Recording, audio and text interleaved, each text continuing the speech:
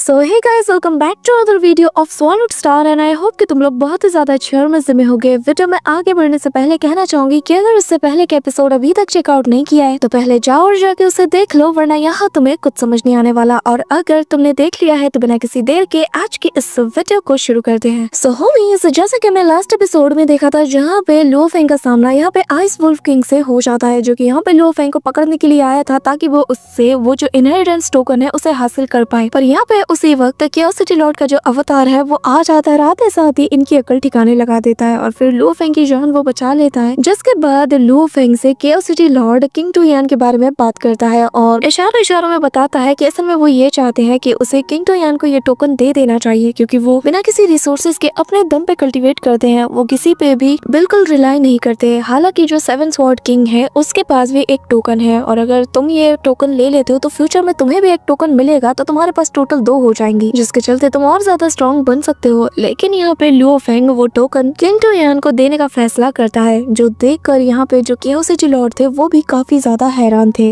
और अब आगे सो होमीज, हमारे एपिसोड के स्टार्टिंग में ही हम यहाँ पे देखते हैं कि चेरी ब्लॉसम के ट्रीज के नीचे अपना किंग टुयान और जो लो फेंग है ये दोनों बैठे हुए थे। यहाँ पे मास्टर डिसाइपल आपस में बैठकर बातें कर रहे थे कि तभी किंग टुयान के हाथों में हम उसी टोकन को देखते हैं और लो फेंग बताने लगता है कि ये जो टोकन आप देख रहे हैं इसे मैंने खुद अपने दम पे हासिल किया है। यहाँ पे ये सुनकर किंग टुयान अपने डिसाइपल यानी कि लो फेंग पे काफी ज्यादा प्राउड फील कर रहा था और वो कहने लगता है कि यार तुम तो काफी ज्यादा कमाल के बन चुके हो, तुम न सिर्फ उस आइस प्रिजन से बाहर निकले सही सलामत, बल्कि तुमने आइस वुल्फ किंग से भी पंगा ले लिया और उसे सबक सिखा दिया। वाह, तो अपने मास्टर को इतना बेवकूफ समझते हो कि जैसे उसे कुछ पता ही नहीं चलेगा। हाँ, जैसे कि मुझे पता ही नहीं है कि तुम्हारी किसने मदद की है और मैं उस पर नहीं चाहता। अगर तुमने ये अपने दम पे भी हासिल किया होता ना तो भी तुम इतनी वैल्यूएबल चीज को मुझे इतनी आसानी से कैसे दे सकते हो, मैं इसे नहीं रख सकता। ये कहते हुए वो उसे लौटाता है, पर तभी लो फेंग उसका हाथ रोकते हुए कहने लगते हैं कि आप मेरे मास्टर हैं, जैसे आप मुझे अच्छे से जानते हो मैं भी आपको अच्छे से जानता हूँ। मैं जानता हूँ कि इसकी जरूरत सबसे ज्यादा इस वक्त आपको है, मुझे दूसरा मिल जाएगा। यहाँ पे किंग टुयान फाइनली एग्री कर जाता है और कहने लगता है कि अब मैं तुमसे बहस में तो जीत नहीं सकता, ठीक है मैं इसे रख लेता हूँ। पर तभी वो लो फेंग से कहता है कि वैसे मुझे तुम्हारे लिए फिक्र हो रही है, न जाने ये चीज हासिल करने के बाद तुम्हारे साथ आगे फ्यूचर में क्या होगा। जिस पे लो फेंग कहता है कि मास्टर आप उसकी फिक्र मत करें, लेकिन जो केओस सिटी लॉर्ड है उन्होंने मुझे बताया कि जब आइस वुल्फ किंग ने मेरी आइडेंटिटी का पता लगा लिया है तो वो मेरे बारे में बहुत सी अफवाहें वो फैला देगा, जिसके चलते यूनिवर्स के जो टॉप एक्सपर्ट है शायद वो मेरे पीछे हाथ धो के पड़ जाएं। लेकिन केओस सिटी लॉर्ड ने कहा है कि वो इसी बात को एक एक्सक्यूज की तरह यूज करके जो ह्यूमन लीडरशिप है वहाँ पे रिक्वेस्ट करेंगे कि वो मेरे लिए एक बीस्ट गॉड इनहेरिटेंस को अप्लाई करें, जिसके चलते तुम पहले से ज्यादा स्ट्रॉन्ग और फियरलेस बन जाओगे। इसी के साथ प्रेजेंट टाइम में हम देखते हैं कि किंग टुयान काफी मजे से पीने लगता है और वो कहने लगता है कि लो फेंग तुम्हारी जो समझ है और जो केओस सिटी लॉर्ड का जो इन्फ्लुएंस है इन दोनों को अगर साथ में मिला दिया जाए ना तो तुम एक डेडली कॉम्बिनेशन बन जाओगे, तुम्हें तो फिर कोई नहीं रोक सकता। और रही बात ये जो टोकन है इसके पीछे सिर्फ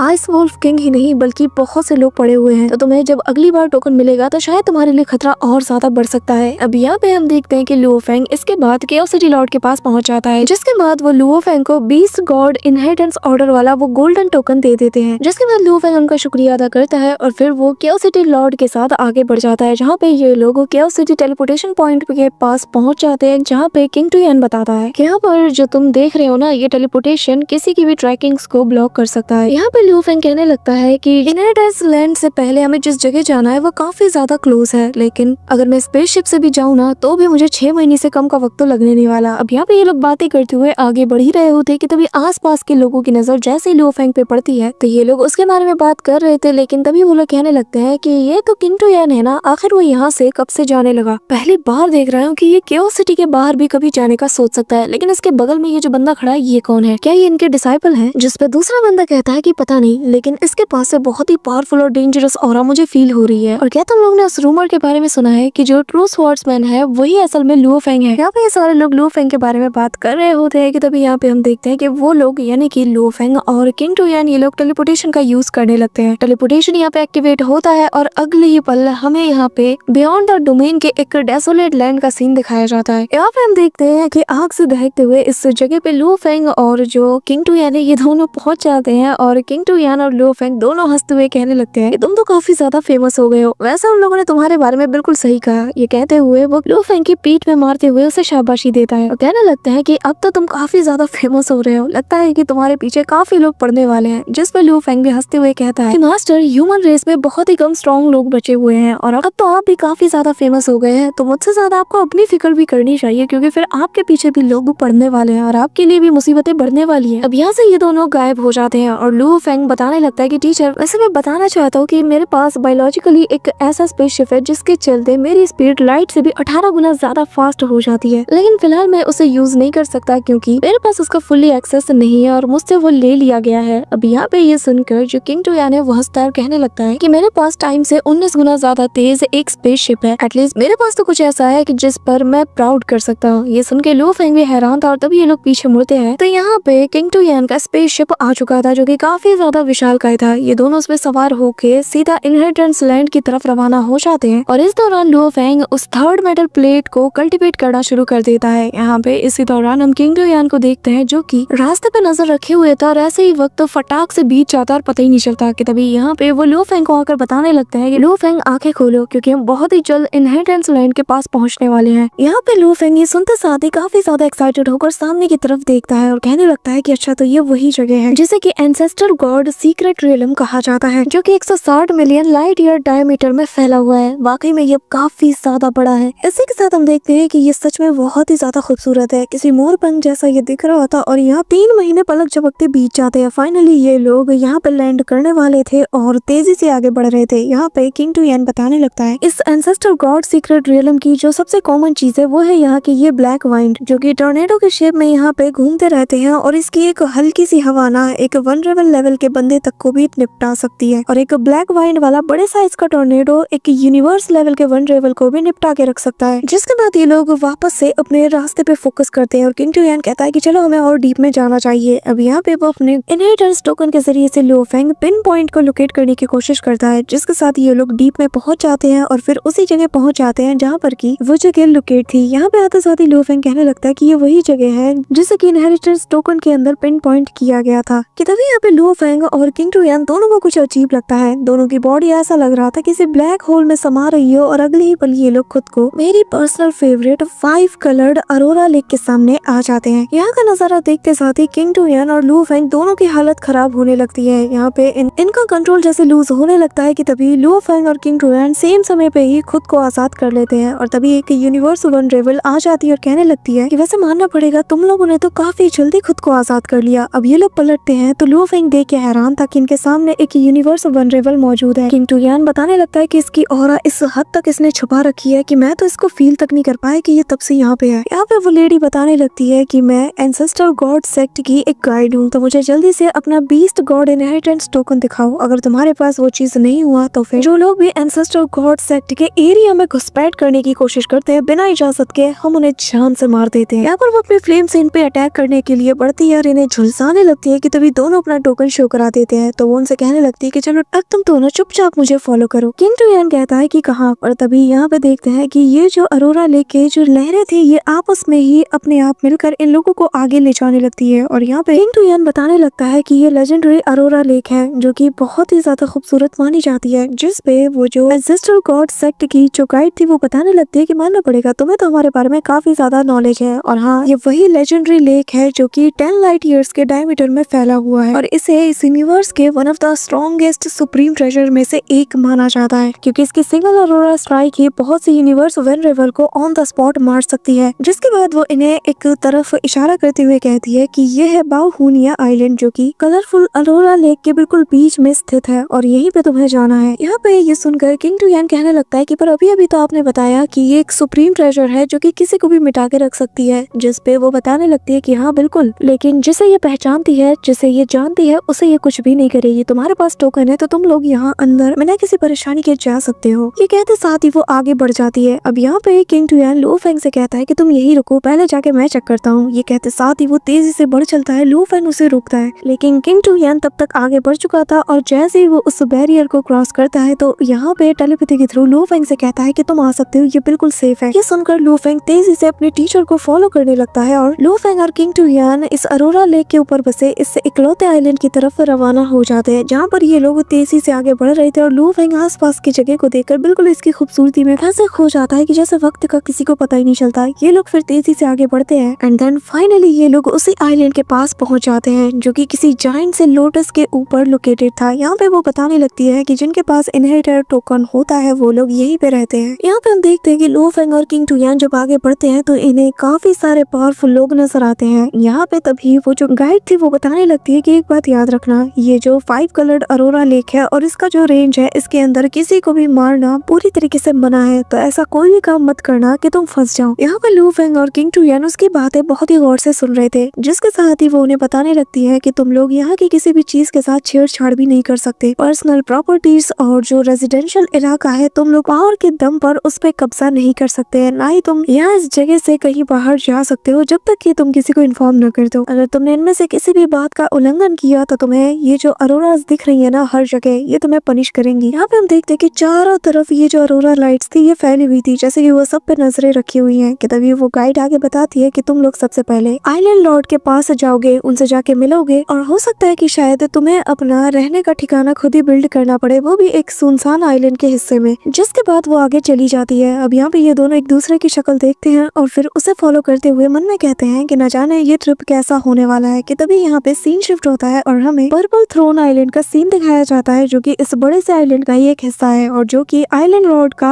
हॉल है, जो कि काफी ज्यादा मैसिव था और उतना ही ज्यादा खूबसूरत भी था। अब यहाँ पे ये तीनों पहुंच जाते हैं। कि तभी वो जो गाइड थी वो बताने लगती है कि जरा इसे देखो, ये जगह आइलैंड लॉर्ड का पैलेस कहा जाता है। यहाँ से ही तुम एंसेस्टर गॉड सेक्ट के ट्रू कोर को देख सकते हो। इसी के साथ वो ऊपर की तरफ इशारा करती है जहाँ पे अरोरा लाइट्स काफी ज्यादा कम थी और इसके साथ ही सामने मौजूद था the legendary ancestor God palace, जहाँ पर इस वक्त 3 एंसेस्टर गॉड मौजूद है और इनके अराउंड में 8 बीस्ट गॉड्स मौजूद है। और उनके बियॉन्ड में जो चीज तुम्हें नजर आ रही है उसे कहा जाता है the guardian beast God hall, जिसके बारे में मुझे तुम्हें बताने की जरूरत नहीं है। और फिर बताती है कि इसके बियॉन्ड 72 डिवाइन जनरल वाले कॉन्टिनेंट और फिर इन सभी को घेरे हुए है 3000 डिवाइन मैसेंजर्स, जिन्हें की स्टार वर्ल्ड्स कहा जाता है। यहाँ पे हम लू फेंग को देखते हैं जहाँ पर वो गार्डियन बीस्ट गॉड का नाम सुनते साथ ही काफी ज्यादा हैरान था। वो मन में इस बात को रिपीट करता है। यहाँ पर वो जो गाइड थी वो आगे बताने लगती है कि जिन लोगों ने कम्प्लीटली गॉड इनहेरिटेंस टोकन को हासिल किया है, लोगों ने कभी भी बीस्ट गॉड थ्रोन के इनहेरिटेंस को हासिल नहीं किया, जैसे कि बहुत ही ज्यादा पावरफुल माना जाता है। लेकिन यहाँ का जो आइलैंड लॉर्ड है वो असल में एक बीस्ट गॉड ही है। जिसके बाद वो यहाँ पे चुटकी बजाते ही एक बैरियर को ओपन करती है और कहने लगती है कि तुम लोगों को यहाँ से सीधा आइलैंड लॉर्ड के पास जाना है, उन्हें रिस्पेक्ट पे करना है और फिर यहाँ से तुम्हें आगे की चीज वही बता देंगे, लेकिन याद रखना तुम्हें उन्हें रिस्पेक्ट पे करना है। अब यहाँ कहते साथ ही वो यहाँ से चली जाती है और ये दोनों अंदर एंटर हो जाते हैं। अब यहाँ पे जैसे आइलैंड लॉर्ड के पैलेस के अंदर ये दोनों एंट्री मारते हैं तो यहाँ पर इनकी बिल्कुल रूह जैसे कांप सी उठती है। यहाँ पर आग की लपटों की तरह उड़ते हुए सामने थ्रोन के पास एक बंदा जाता है, जिसका यहाँ पे बीस्ट वाला फिगर अपीयर होता है और ये दोनों समझ जाते हैं कि यही है वो बीस्ट को। किंग टुयान इस पे बताने लगते हैं कि असल में ये फायर स्पेस फ्यूजन पैथ है और ये देखते साथ ही ये दोनों ने रिस्पेक्ट पे करते हैं, जिसे देखकर यहाँ पे आइलैंड लॉर्ड बताने लगते हैं कि आज से तुम लोग इस आइलैंड के इनहेरिटर हो, लेकिन याद रखना बाओहुनिया आइलैंड के भी कुछ रूल्स होते हैं और मैं तुम्हें आज से इस ग्लोरी वर्ल्ड को एक्सेस करने के लिए इजाजत देता हूँ। जिसके बाद वो इन दोनों को 2 रिंग्स देते हुए कहने लगते हैं कि आज से तुम्हें इनहेरिटेंस ग्राउंड और ट्रेजर ग्राउंड इनका एक्सेस दिया जाता है और एक आखिरी सीक्रेट रियलम इनका एक्सेस देता हूँ। यहाँ पे जाके तुम वर्चुअल वर्ल्ड के सेंसेस को रिसीव कर सकते हो। उसके बाद वो बताने लगता है कि बाहर जो तुम्हें 3 वाटरफॉल जैसी चीजें नजर आ रही है ये असल में टेलीपोर्टेशन है, जो कि तुम्हें बाकी 3 लोकेशन पे ले जाएंगी। और जो इनहेरिटेंस ग्राउंड है वहाँ पर जब तुम जाओगे तो तुम्हें बीस्ट गॉड की इनहेरिटेंस मिलेगी और तुम लॉर्ड ट्रांसफॉर्मेशन के डेमोन्स्ट्रेशंस को भी वहाँ पे जाके अपनी आंखों से विटनेस कर